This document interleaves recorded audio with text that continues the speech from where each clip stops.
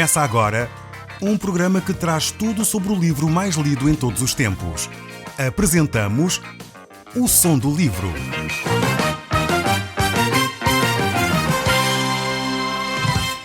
Seja muito bem-vindo. Neste podcast vai encontrar o livro mais conhecido e lido em todo o mundo.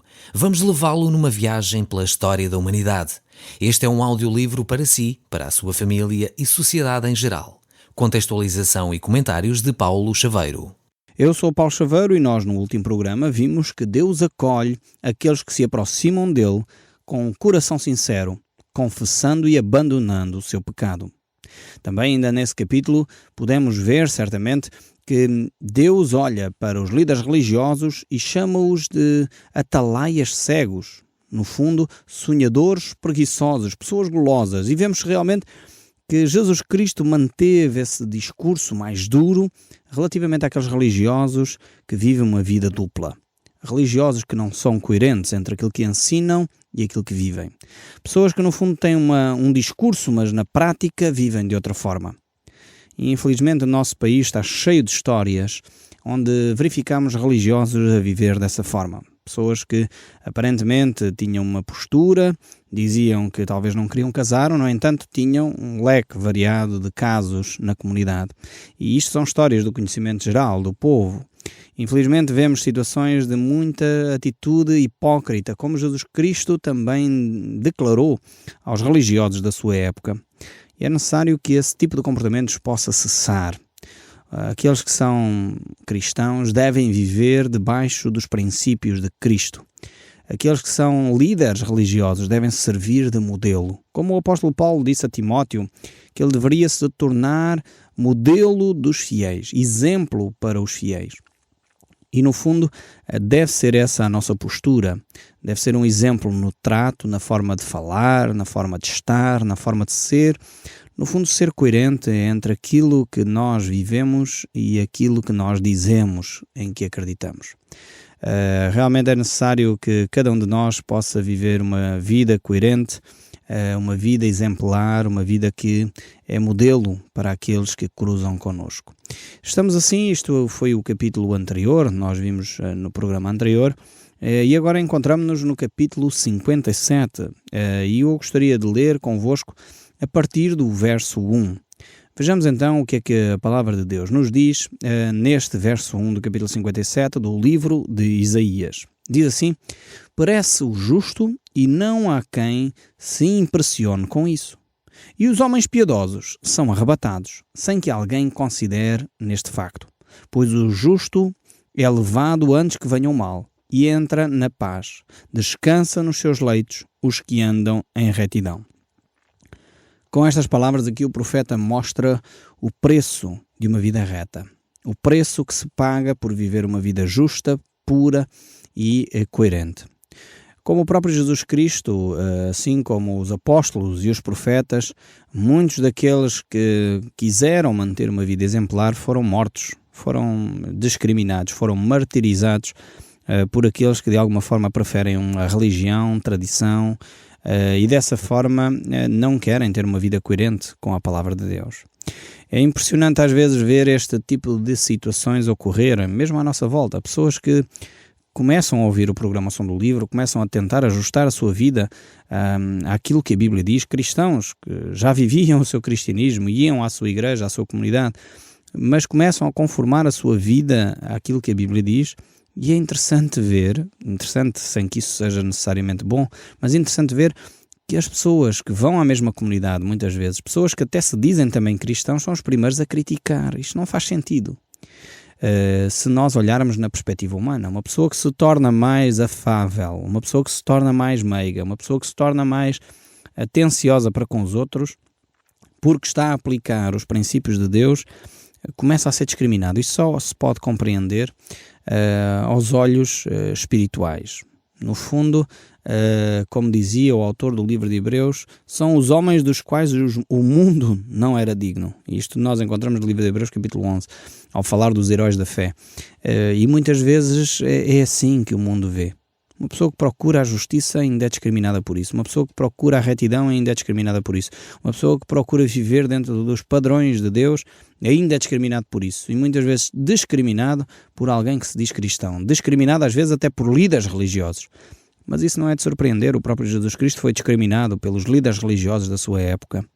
E todo aquele que vive piamente ou procura viver piamente será perseguido. Será alguém que vai ser maltratado e desprezado. E isto é uma promessa que se encontra no livro de Timóteo. Às vezes nós não queremos ouvir estas promessas porque elas são dolorosas, mas quem procura viver piamente, quem procura viver dentro dos padrões de Deus, sofrerá esse tipo de discriminação. Porque o mundo não suporta a luz, não suporta ver o que é correto. As pessoas até percebem que é uma atitude correta, mas isso choca exatamente com a sua atitude de corrupção, com a sua atitude de mentira, com a sua atitude de trevas, e por isso as pessoas preferem discriminar, encontrar alguma coisa para discriminar essa pessoa, pô-la de lado e dessa forma então não ter que ouvir mais aquele discurso, porque é incomodativo. Ouvir a verdade incomoda. Ouvir dizer que nós precisamos de Cristo porque pecamos, porque mentimos, porque roubamos, porque temos comportamentos sexuais que não são conforme a vontade de Deus e que têm consequências depois na nossa vida conjugal, na nossa vida relacional, isso incomoda. E é exatamente o que diz agora o texto a seguir, o verso 3 deste capítulo 57 diz: mas achegai-vos para aqui, vós, ó filhos de aguareiros, descendente de adúlteros e da prostituta. De quem zombas? Contra quem escancaras a boca e deitais para fora a língua? Porventura não sois filhos da transgressão, descendência da falsidade? Debaixo das árvores que se dão sombra, vocês se entregam à imoralidade para adorarem os deuses da fertilidade. E nas fendas das rochas, perto dos ribeirões, vocês oferecem os seus filhos em sacrifício aos deuses pagãos. Esta é realmente uma descrição terrível.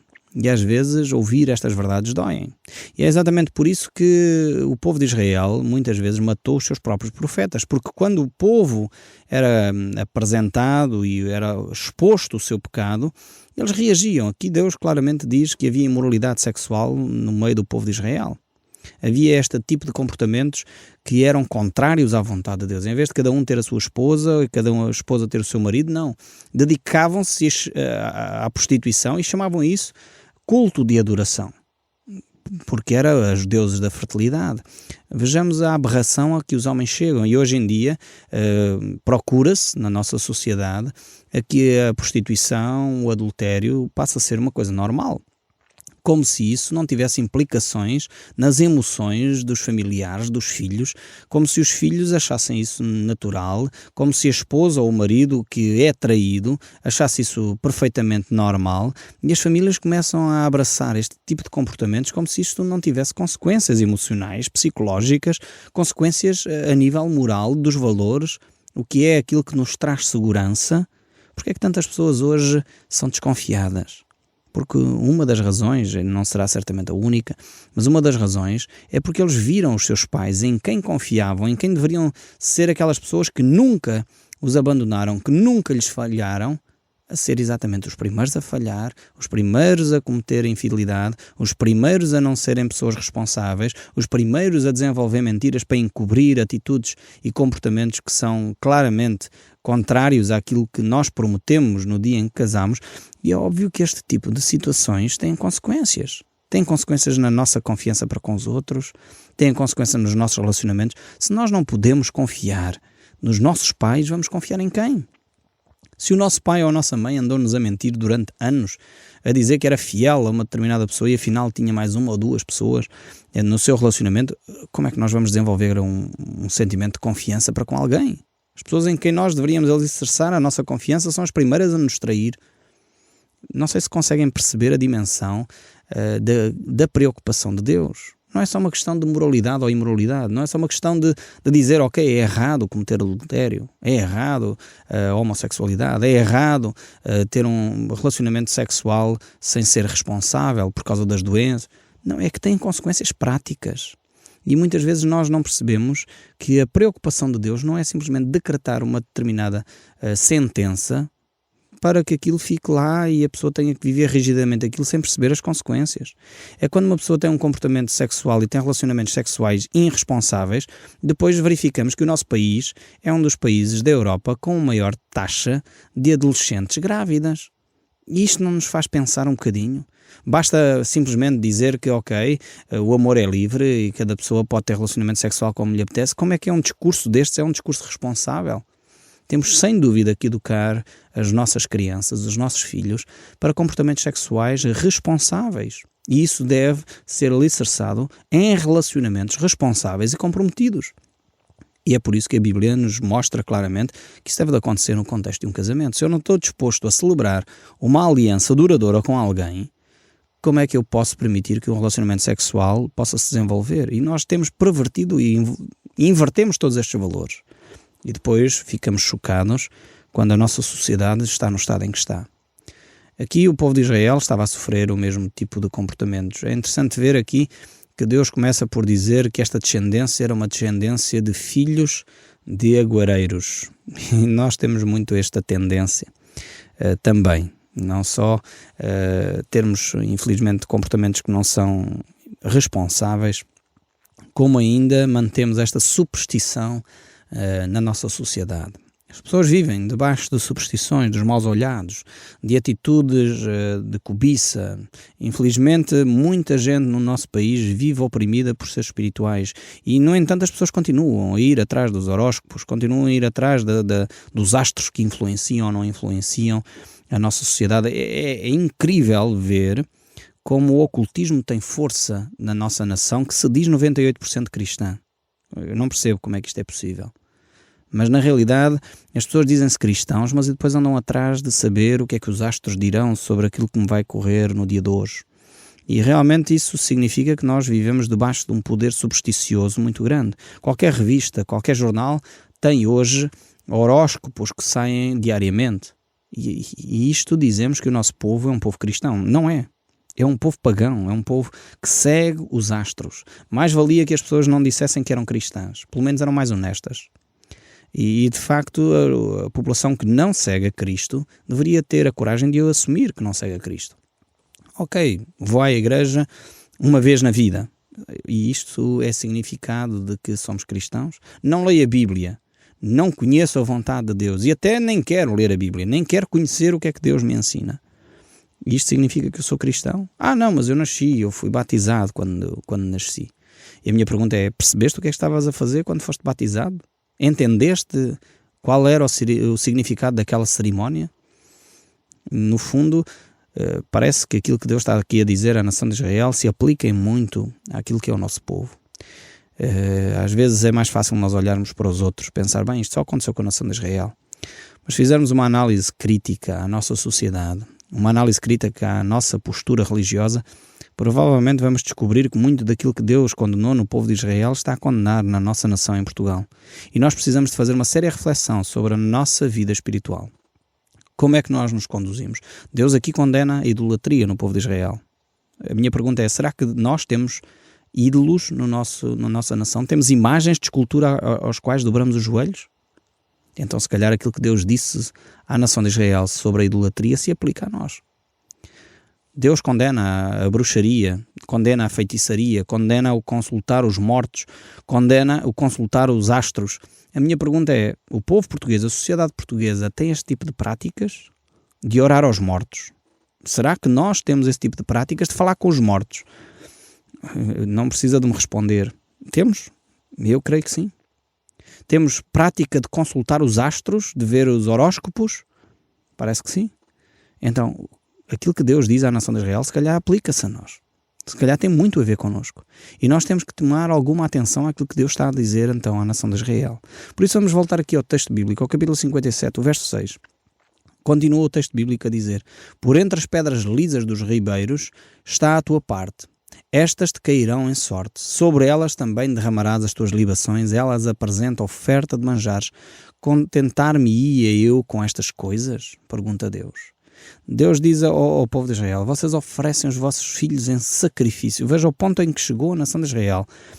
Eu creio que ainda não chegamos a esse extremo de oferecer os nossos filhos em sacrifício, matar os nossos filhos num culto satânico. Em alguns pontos do nosso país, infelizmente, isso já aconteceu. E é triste ouvir as notícias que chegam na nossa nação, que revelam isto, ou às vezes os filhos que mataram os seus pais em sacrifícios em cultos satânicos. E nós conhecemos no nosso país altares levantados a Satanás, onde são feitas ofertas de animais, onde são feitas ofertas de pessoas. E isto é terrível acontecer numa sociedade. Aqui o povo de Israel acontecia. E depois Deus de alguma forma pergunta: será que eu vou estar contente com este tipo de situação? Pessoas que fazem ofertas a imagens de escultura, a pedras que se levantam, e a isso chamam deuses, a isso chamam santos, a isso chamam ídolos. E de facto Deus pergunta: será que estou contente com essas coisas? A pergunta que eu creio que Deus está a fazer sobre a nossa nação é: será que Deus está contente com a nossa vida espiritual em Portugal?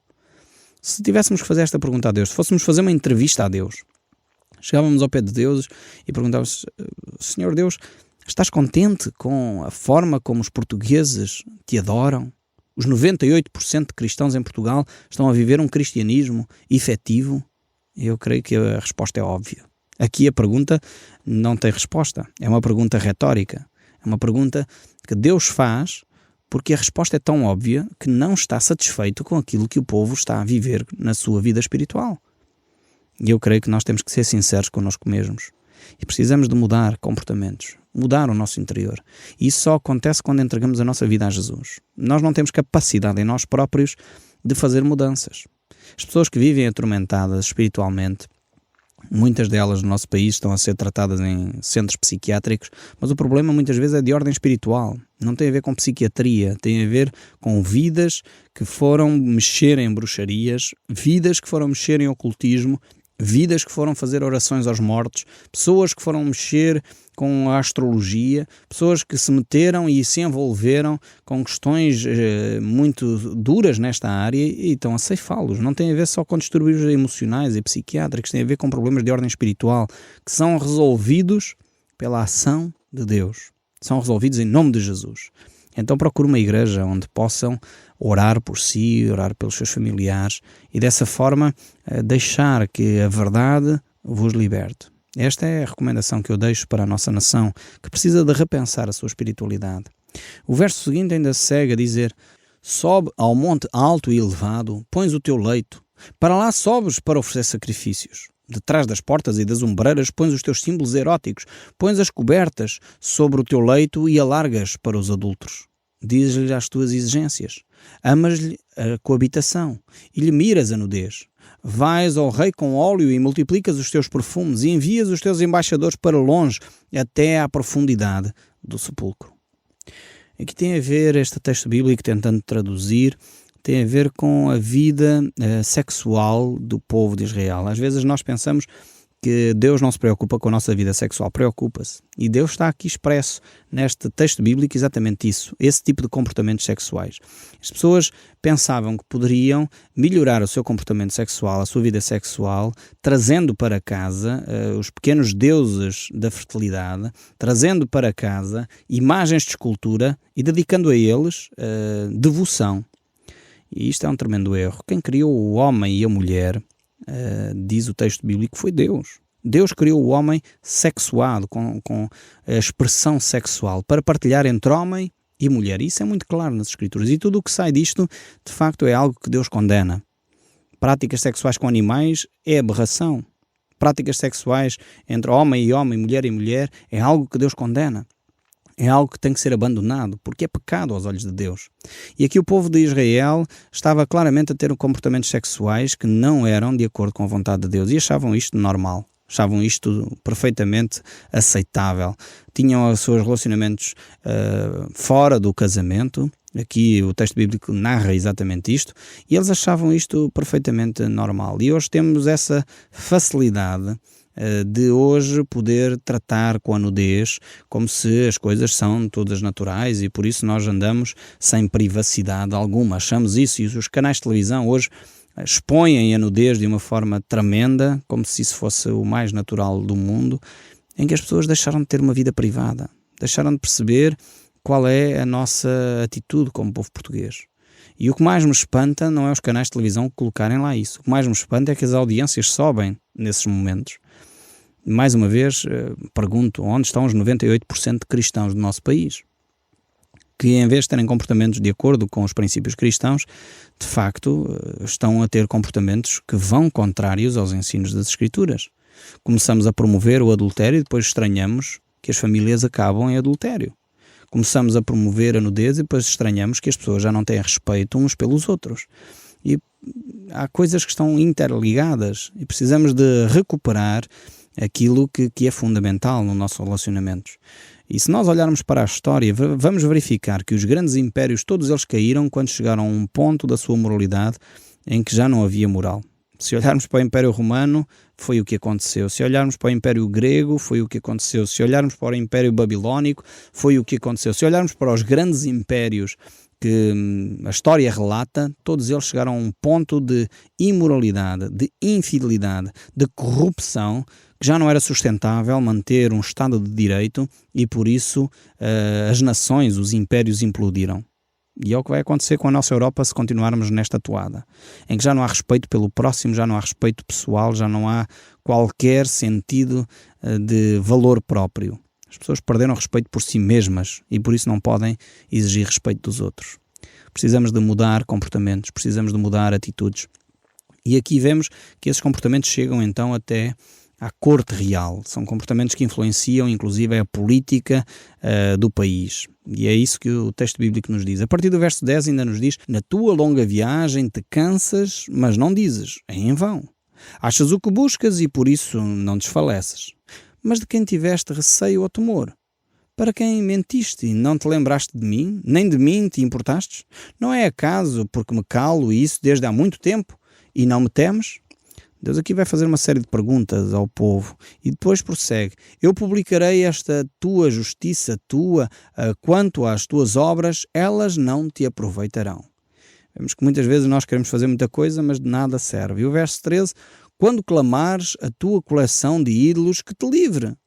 Levá-los-á o vento, um assopro os arrebatará a todos. Mas o que confia em mim herdará a terra e possuirá o meu santo monte. Grande promessa esta. E realmente muitas vezes nós temos a nossa coleção de imagens. Achamos que esta imagem é a imagem certa a quem fazer as nossas orações e infelizmente a nossa religião cristã predominante tem de facto uma panóplia enorme de recursos nesta área. Podemos recorrer ao santo tal, ao santo tal e depois, para agradar a toda a gente, temos então ainda o dia de todos os santos. E nós, de facto, temos que recomeçar a pensar a quem é que nós recorremos, a Deus ou à panóplia, à variedade de imagens que nós temos. O verso 14 ainda diz: dir-se-á, aterrai, aterrai, preparai o caminho, tirai os tropeços do caminho do meu povo. Porque assim diz o alto e o sublime, o que habita a eternidade, o qual tem um nome santo, habito num alto e santo lugar, mas habito também com o contrito e abatido de espírito, para vivificar o espírito dos abatidos e vivificar o coração dos contritos. O Som do Livro, uma produção da Rádio Transmundial de Portugal.